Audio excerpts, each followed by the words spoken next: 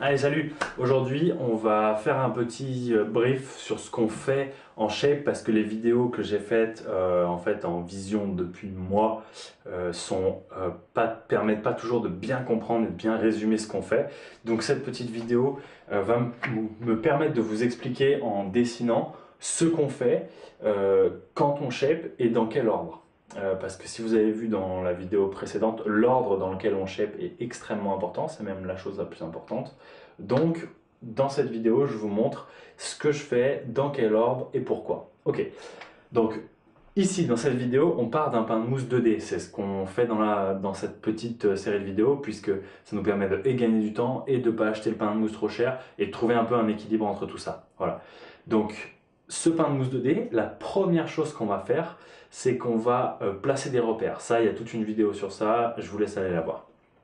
Quand nos repères sont placés, on va commencer à travailler le pont, c'est-à-dire le top, le deck de la planche, le haut de la planche. La partie qui sera sur le dessus.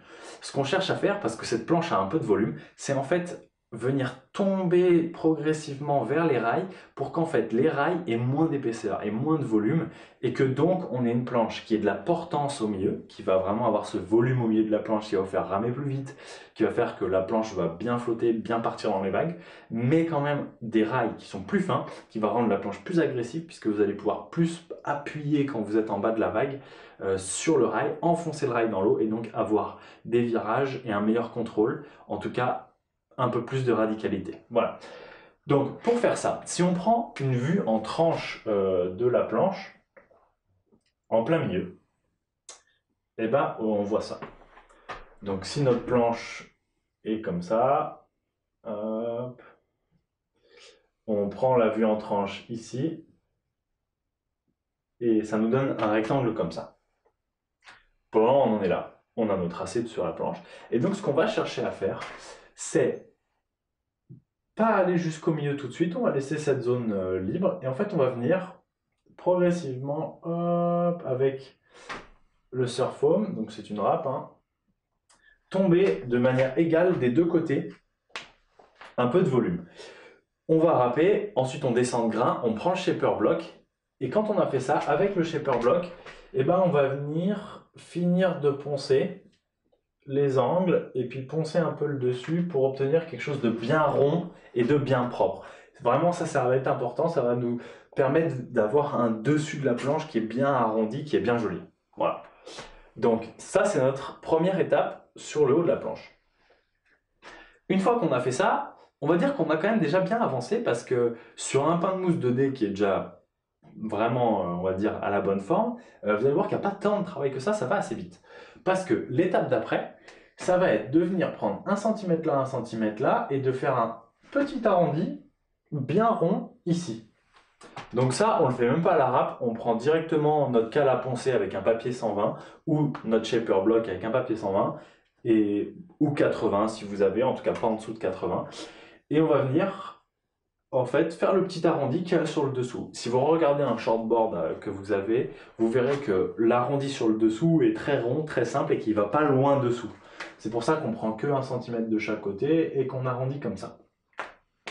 Bon, vous voyez ça, ça commence à vraiment ressembler à une planche en fait. Ça ressemble de très très près au rail. Il va nous rester qu'à arrondir ici. Donc, je vais prendre juste un des deux côtés. Ok, à la base il était comme ça. Ensuite on l'a arrondi, il est devenu comme ça. Hop. Ensuite ici, pareil, on est venu l'arrondir. Donc maintenant, là tout de suite, il ressemble à ça. Il est bien arrondi ici, et là il nous reste une partie qui est encore droite, qui n'a pas été traitée, qu'on n'a pas shapé. À partir de ce moment-là, on va toujours, grâce à nos repères, faire attention d'essayer de laisser ici un gros centimètre qu'on ne touche pas. Parce qu'en fait, si on le touche trop, on va perdre notre outline et quand on va venir passer un screen de finition ou un petit coup de shaper block de finition, et ben en fait, on va venir entamer jusqu'ici et on risque de perdre quasiment 1 centimètre de largeur sur le total de la planche. Donc nos côtes ne seront pas bonnes, notre planche ne sera pas exacte. Donc vraiment, ça c'est très important. Et une fois qu'on a fait ça, là, ça va être la partie un peu plus sympa. On va venir simplement, tranquillement, avec notre shaper block ou notre cale ou notre surf foam, venir arrondir ici le rail. Et là, vous allez voir que ça ressemble vraiment au côté, à la forme qu'a une planche de surf. En tout cas, le rail, si vous le regardez de côté. Donc ça, c'est quasiment fini. Une fois qu'on est venu poncer ça progressivement, donc on va vraiment venir vérifier notre arrondi, prendre le temps, tout ça. Et il va nous rester plus que cette petite zone à rattraper. Et là, le mieux souvent, c'est de prendre un screen, d'abord un screen grain 80, puis un screen grain 120 ou plus, et en fait de mettre la planche sur le côté et avec le screen de venir appuyer parce que le screen étant mou, étant une feuille beaucoup plus molle, en fait elle va s'adapter à la forme du rail et vraiment venir juste lui donner la bonne finition sans creuser trop. Et là, ce que ça va faire, ça va faire qu'on va venir gagner un peu, poncer, et ça va ressembler, notre rail va ressembler à ça.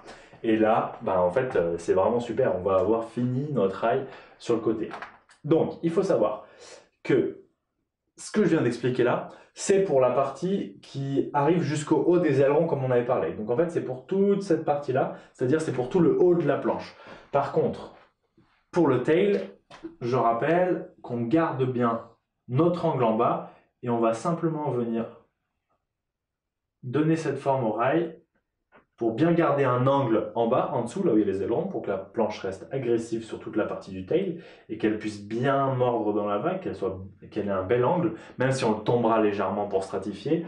Globalement, notre but, ça va vraiment être d'avoir un angle ici. Et du coup, on va chercher un arrondi un peu plus simple à faire, surtout qu'il y a un peu moins de volume à cet endroit-là qu'ici. Vous verrez, à cet endroit-là, ça va très très vite sur le tail, vous le ferez très facilement. Attention du coup à ne pas trop creuser ici. Voilà, bien laisser l'arrondi, ça se fait vraiment très vite, ça se fait en quelques secondes, en quelques passages. Hein. Voilà, donc il faut y aller vraiment doucement. Ok, donc on a fait tout ça. La majorité du travail a été faite. Ce qui va nous rester à travailler maintenant, ça va être le dessous. Puisque tout le reste, si vous l'avez bien fait, vous avez pris d'abord un grain 80, puis un grain un peu plus fin, donc vous avez déjà une finition qui est très belle, sachant que de toute façon on va faire un enduit sur la planche pour pas qu'il y ait trop de résine qui rentre après, donc on viendra encore refaire une finition plus propre. Si jamais vous avez mis des petits coups et des petites choses, on les rebouchera avec l'enduit le mieux possible. Donc ne vous inquiétez pas trop, mais encore une fois, le truc le plus grave que vous pouvez faire, c'est cogner votre planche et lui faire un gros poc, parce que ce sera quand même difficile à rattraper. Voilà. Le dessous, deux options. La plupart des planches ont un concave dessous. La réalité est que c'est assez difficile de réellement savoir si ce concave a un vrai gros impact. C'est-à-dire si on fait un gros concave sur une planche pour faire, je sais pas, du surf kite ou quelque chose comme ça, oui, on va plus le sentir. Par contre, en surf, assez difficile de savoir à quel point le concave a beaucoup d'importance. En théorie, surtout sur l'avant de la planche, ça viendrait ancrer un peu plus la planche, la stabiliser un peu, notamment à la rame.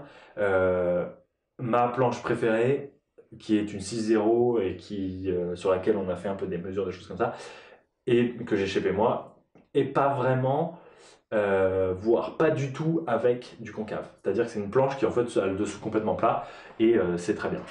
Donc, sur votre première planche, je vous invite à vous retenir de faire du concave parce que c'est pas si évident de faire un beau concave. Pour ceux qui voudraient le faire, en fait, ça va être assez simple. On va venir creuser ici de la profondeur du concave qu'on souhaite, donc disons un demi-centimètre. Et en fait, on va venir tout doucement ramener une pente. Encore une fois, pareil, sur tout l'avant de la planche. Vous pouvez faire un concave ou un vis. C'est assez difficile d'avoir ça de manière progressive et continue. C'est pour ça que je ne le recommande pas trop pour la première. Par contre, ce qu'on va faire quand même, pour ceux qui ne font pas le concave, donc avec moi, je ne fais pas le concave sur cette planche.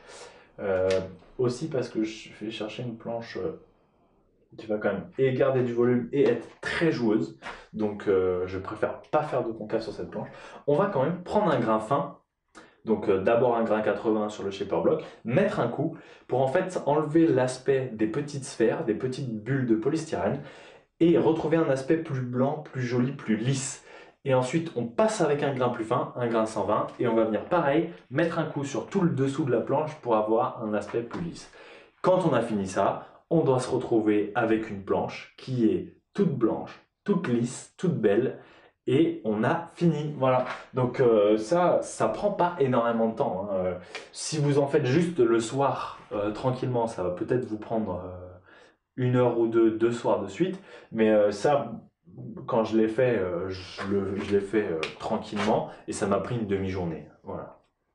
Donc, j'espère que vous aurez eu un bon résumé, que c'est clair. N'hésitez pas à poser des questions si vous en avez. Je peux faire des vidéos complémentaires sur ce sujet-là pour apporter plus d'informations si nécessaire. En tout cas, j'espère que ça vous a plu. Pensez à liker, vous abonner et en tout cas à essayer de participer si vous avez des questions. Vraiment, n'hésitez pas parce que je fais tout ça gratuitement. Donc ça m'intéresse d'avoir un peu des retours et de savoir si ça vous plaît, si ça vous parle, si ça vous intéresse. Voilà. Merci d'avoir pris le temps de regarder. Je vous dis à très bientôt. Salut!